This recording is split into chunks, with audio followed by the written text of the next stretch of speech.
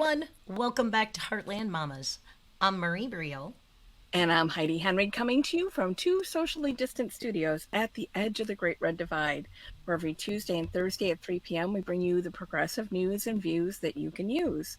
You can find all of our previous episodes at heartlandmamas.com, on all podcast platforms, YouTube, and proudly part of the Demcast USA network.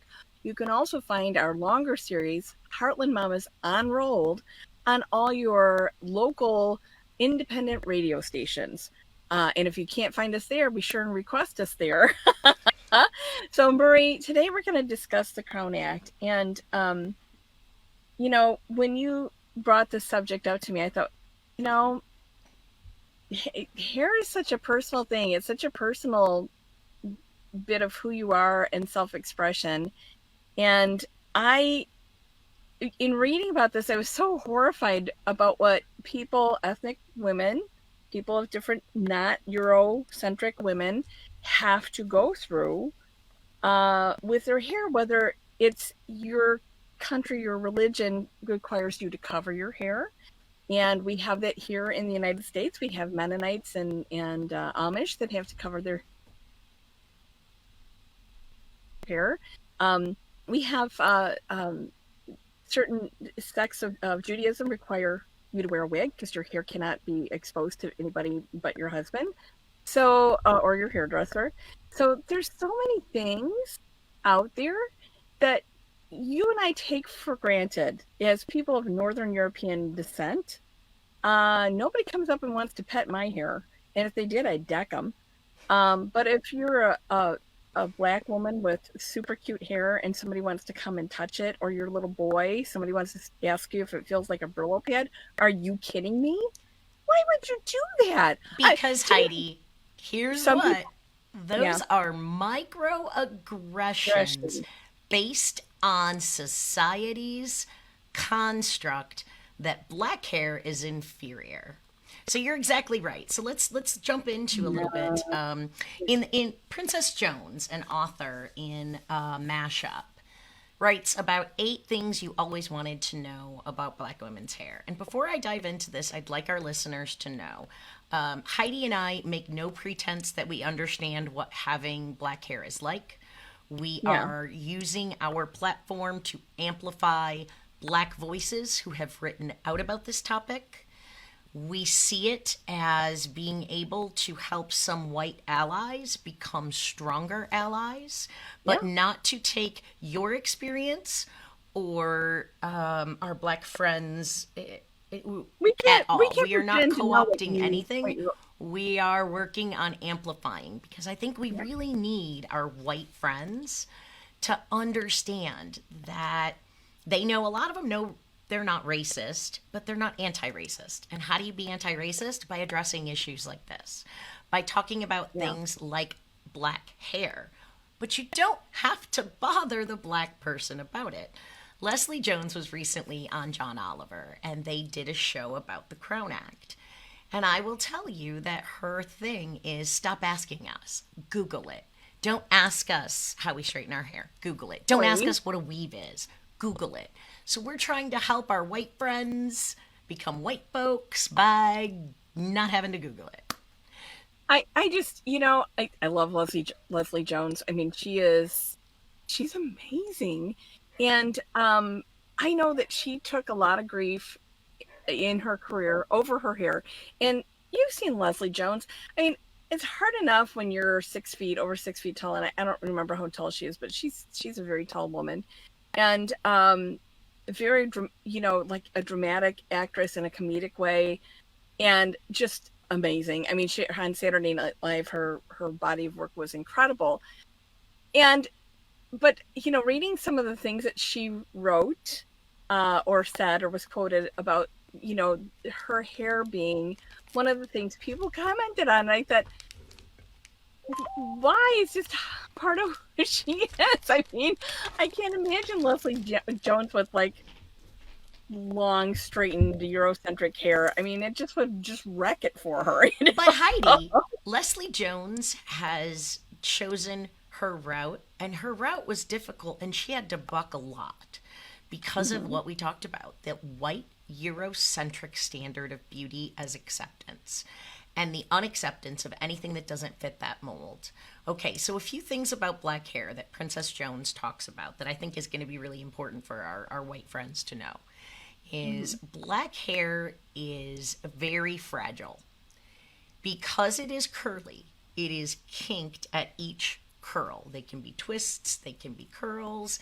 It doesn't matter what it is, but it makes the hair actually more fragile than even people with fine hair because it's really easy to break it. Because of those tight curls, black hair also grows outward and up, allowing them to make these most amazing hairstyles, but also making it extremely difficult to have to manage that into something that is white acceptable. Okay. You know me. I'm struggling with this white acceptable thing. It's like, God, it's just your hair. For God's sake, do what you want with it. I Well, don't care. you know, It's your Heidi, hair. It's like you you can't change your hair. You can't change the color of your skin. You can put different colored contacts in, but come on, Murray. White people, we got to get over ourselves. I mean, this is ridiculous that we have to even discuss that we discriminate against other people because of their damn hair. It's your hair. Every person on the planet knows your hair can be your worst enemy or your best friend, and you may have to just and I think argue that's with a your hair all totally day. separate issue that we need to dive into, and that's society's Yeah. expectation of women in general. And Yeah, well, but that's not today. But you're right, Heidi. But I think you bring up a really good point, and I think it's important for our allies, those white folks, the woke folks out there, who are anti-racist, who are not well, just not racist, and that mm-hmm. they understand these intricacies because then they can help move these movements forward. It's about Yeah. internal biases, right? Like, we don't realize every year when I go to coach, I do an internal bias class for the school district. Every teacher has to do it every year. Everyone that comes in, Okay. kids has to, at least our district.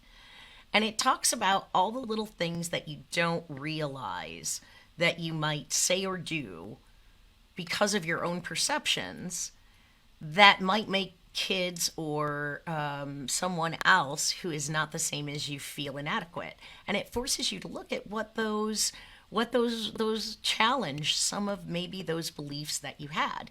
Good teachers, good instructors, they absolutely dive into this. Bad ones pay no attention and ignore it.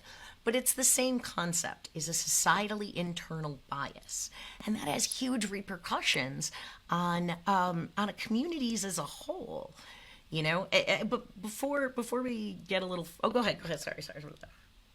Oh, I'm listening. I'm listening to what you're saying, and yeah, I guess the struggle to conform and being made to conform, and the fact that I I know I have friends of mine that because they were non-conforming, whatever, women, their hair was they liked it, preferred it natural. It was less expensive to maintain it that way, and it Less damaging, less less hurtful, damaging, less less painful time. physically and emotionally, Oh my spending God, hours and hours and thousands of get your braids dollars. sewn in. I mean, and that was the like some of the conversations I had, and I'm like, you were where for 6 hours? Yeah, that's how long it takes. It can take longer for your little 5-year-old son to have his braids sewn in. Are you kidding me? And then we're gonna sit there and tell that poor little child if he wants to wrestle, he's got to have his dreads cut off. Are you serious? Do you know how long it takes to have his hair done and to grow like that? And it's a form of his own personal expression. It's his body. It's part of him, It's his a part of identity. reclaiming black culture. It's a part of accepting for black people as well. One of the articles that I read is by Chanel Donaldson, and it was in the Journal of Psychological Association. And she talks about how the impact that hair alteration has on black community, including and focusing predominantly on women. And as a black woman, she talks about exactly how much pressure to conform. She talks about how the internal abuse that we do to ourselves because we don't fit that standard, have caused an entire generation of trauma, an entire culture of trauma surrounding it. 80% of black people have either changed their look or considered changing their look to get a job, to get in school, to go ahead. And you brought Yeah. up the kid who is the wrestler. He's a teenager. He's a wrestler out of New Jersey. His name, this awesome young man, was an amazing wrestler. And he was at a tournament, one of the higher ranking tournaments, and a referee said you had to cut your locks before he was able to wrestle. So he was in the championship match and he had to make a choice, either deny who he is and who God Hmm. made him to be, or lose the opportunity to wrestle that he had trained for. No one should ever be put in that type of a position. I, I, I don't understand. Now, I read that article and I never was clear on the ref's thought process on this. Was it an endangerment for him to have his hair that long? Nope, Was girls it, wrestle with long hair. well, girls do, and certainly those guys you see on TV with all the steroids in them, they have like work on having long hair and make themselves look tough. If they just look even more ridiculous. But white guys, not you know.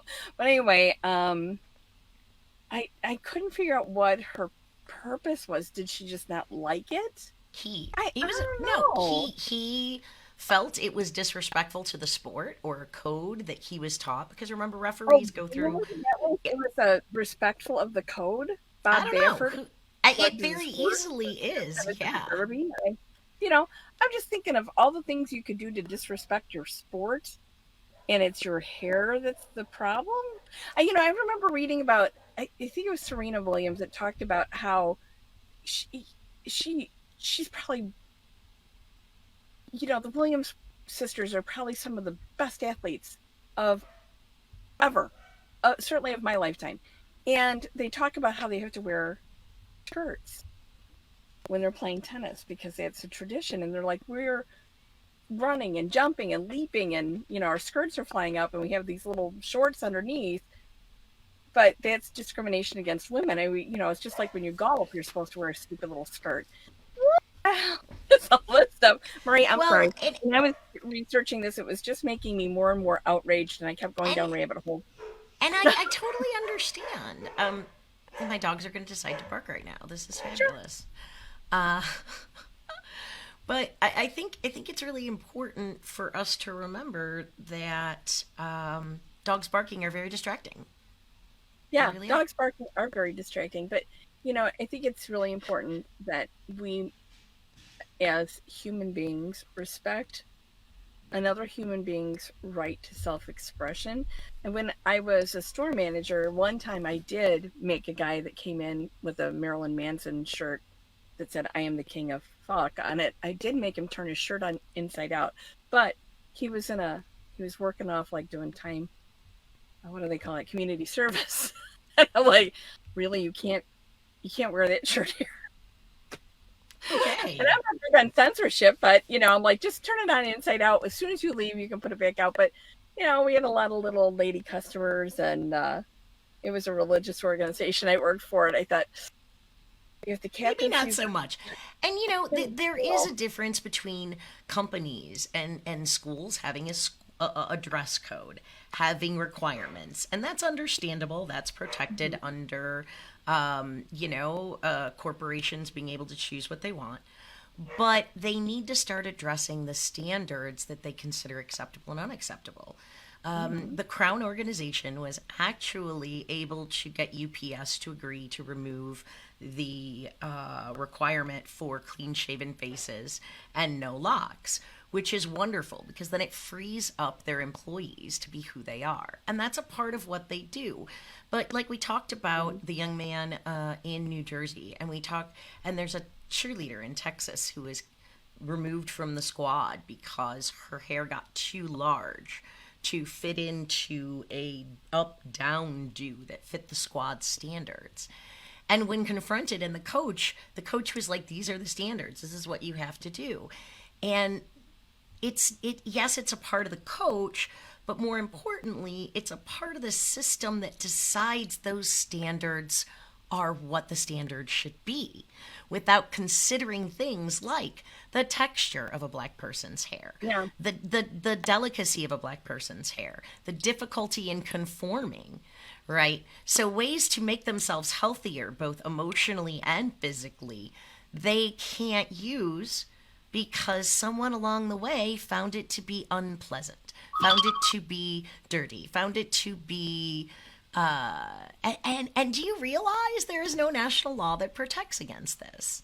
So, the crown again, that stands for creating a respectful, open world for natural hair, Hmm. has been able to work with 9 states so far and get it passed. The last one was Delaware, which provides protections for natural hair Yeah. without it, but there's no protections for that. And the Supreme Court ruled at one point that protections go for inherent characteristics, but they believe that hair can be changed, and that's the problem. It can, but at what cost? And we need as white allies and friends to start pushing that Yeah. notion. Murray, I think about what you're saying, and I wish we were adult enough, grown up enough as a country to not require um, people to conform, to not require that people, how do I want to put it, change to fit a certain standard that is not the standard for everyone. I wish we didn't have to pass laws. And I realize that in the state of Illinois that we live in, we've just right now the bill is sitting there waiting for a date to come out onto the House floor. And you know, it's really really important that we get it passed here in Illinois, just because we need to set a standard for the rest of the nation, or for some of And the other 9 countries. states have already come out with Oh, laws in the I really last two think Illinois years. would be, because Illinois tries to think things forward, although we're still trying to recover from the previous governor, you know, but that could take a little while longer. Um, but I just keep thinking,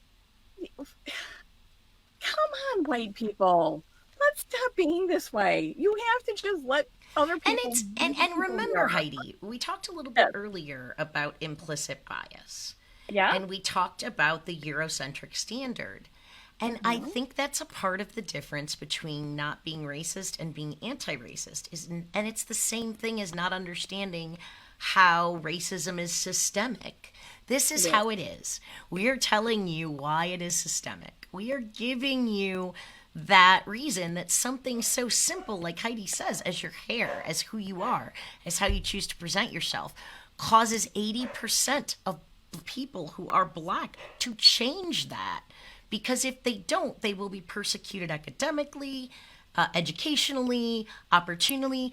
A young black man said that he is afraid of wearing his hair in locks because it will make him look more like a drug Right. dealer, Right. more easily to be pulled over. And these are things we don't understand. We don't even, like you said, Heidi, you never think about hair, right? Like, your hair Well, is your hair. But my hair, yeah, my unfortunately, hair and I are not friends most days, but me either, all right? But unfortunately, black people don't have that luxury, that right. privilege to enjoy their Mhm. hair like we can. I can turn mine red, yellow, purple, green, anything, and but it takes far more. And I don't care, but a black person has to feel like they have to conform because we put this artificial belief in that hair is changeable. That hair, why should hair have to be changeable? It shouldn't. Hair shouldn't have to be Yeah, changed to conform.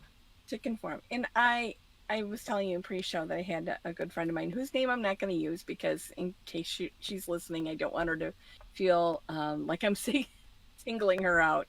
But her and I were business partners in another company that was local, and we did a lot of stuff together. We had an awful lot of fun, and she had cute hair. I mean, she had super cute hair, and her super cute hair could look a lot of different ways, and it was just I, you know, I loved her hair. It was just adorable, and I would never have touched it. I just thought it was adorable. Nobody ever says my hair is adorable ever. So, but she had super cute hair.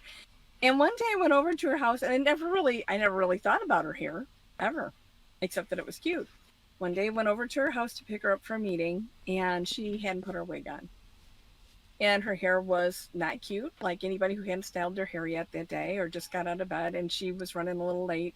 And she was so embarrassed. She was almost in tears, Marie. And it was, and I said to her, if your hair can't just be the way it is in front of me, it, who can it be? I mean, I don't care. I'm sorry you're running late. How much time do you need? And I really felt bad that she felt uncomfortable around me without her. I mean, to me, it was almost like putting a mask on. So I couldn't see who she really was. And it just was startling to me that she would be so self-conscious, especially around somebody who was her And good that's friend. what, when you told me this story, I put myself in her shoes through the eyes of friends and research. And imagine how, I mean, yes, we'd all be frazzled if somebody caught us without our face on or looking okay. But you told me she repeated it to you so many times and was literally shamed by what her Right, right. natural hair was. That didn't come from anywhere other than us. So you're her good friend. You're very close. You should be able to share anything, yet that made her feel ashamed because society told her it should. And that is what we need to understand, white people. White Okay. folks, if you want to be best allies, start explaining the significance of this to your white friends. Yeah. Start looking up and learning about these types of issues that systemically oppress black people and you would never think about because it doesn't affect you. So, guys, this is something that we all need to pay attention to and be responsible for.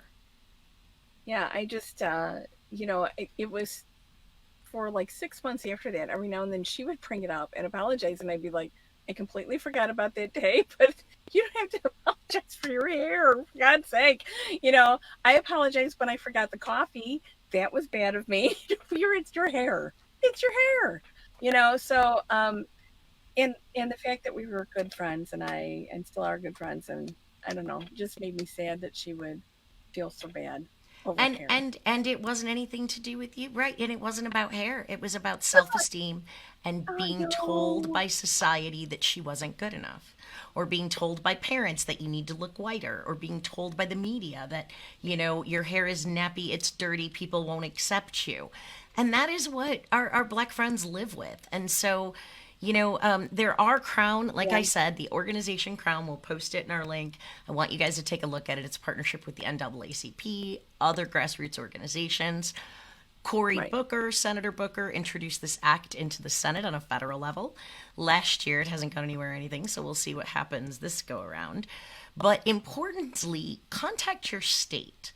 Only 9 states have passed this legislation or legislation very similar to this. And you have the power, like we do in Illinois, to call our representatives and tell them, hey, we want to see this passed. We think this is Mhm. important. So, whatever state you live in, see where the Crown Act stands. And if your state doesn't have a Crown Act introduced, reach out to a representative, a state senator, and say, hey, let's do this. Why aren't we? Let's But get it there done. is a Let's get it chance. done. Absolutely. It's ridiculous. It's artificial. And everyone will be happier and Yeah. better for accepting each other the way they are. The way they are. I mean, I can't imagine why this is even a thing, why somebody would cut a child's hair. I mean, and you talked about in pre-show about another little girl who got her hair cut in school. It's like, are you kidding me? If somebody laid their hands on my child that way, oh, we'd be having a different conversation that And would you know, involve. Heidi, that little girl who had her locks cut off in class by a teacher in front of the class was Oh, because the smell of coconut oil, which is required, is one of the things that is extremely good for the fragile black hair. made her teacher irritable. So she came up with all these stories that kids in the class didn't like it, and she cut off her hair. Well, subsequently she's been fired, but no one should Good. go through that trauma, Good. And soon I right? hope for touching that poor child. Who does a teacher who does something like that to deliberately embarrass a little child? Oh my God, I And it can't. happens all the time. And we talked a little bit Oh, about our microaggressions. White people, oh baby. Yep. microaggressions, be aware of Yeah. them. They happen a So, lot with black hair. yeah, And that yeah. is little backhanded Not a compliments. petting zoo. Not a Not a petting petting zoo. zoo. And little backhanded compliments that are really meant to be superior. That is what a microaggression is. Like, oh, your hair's so curly today. That's a Hey, I know microaggression. Stop it. how you that you've had cute hair, and my friend whose name begins with an S, I know is watching today. If I offended you by saying you had super cute hair, I didn't mean it in an ethic way. It just was super cute so many times, and mine never is. Okay, so from So my experience, Heidi, with yeah, my black friends and the research that I've done, it is perfectly acceptable to say you have super cute hair and let it go. Don't ask if it's a weave. Don't ask if it's a no, wig. Don't no, I didn't ask even know anything it was a beyond wig until complimenting on the style that you admire. That is all you sure. need to do, white people. Yeah, and she, you have cute hair. You always have cute hair. So I do want to add one thing completely off topic, but I know we're going to get asked about my T-shirt, which I bought. This is not a sponsor, but it came from Motifi, and I will make sure that I put the link to buy this shirt in line. It's one of my favorites. I like to wear it to the farm supply. Nice. Nice. That's pretty good. I like that shirt a lot, You girl. know, I And that shirt is fitting for today. White for today, that's why I people, wore it. do you want to Yeah, become white folk? If you want to become white folk, that means you can respect, accept, and appreciate black culture, black bodies, black people for being sentient beings and people. That's how you can push it to the next level. So, guys, this is a really important great. episode for you to like, subscribe, and share too. Yeah, yeah. And if you're our black friends and you're listening and we got anything wrong, please reach out and let us know. We'll put a retraction in. But we're just trying to help make white folks understand without having to bother you. I wanted to add, my mother gave me some really good advice when I was really, really little. And this is how she explained why people don't look different.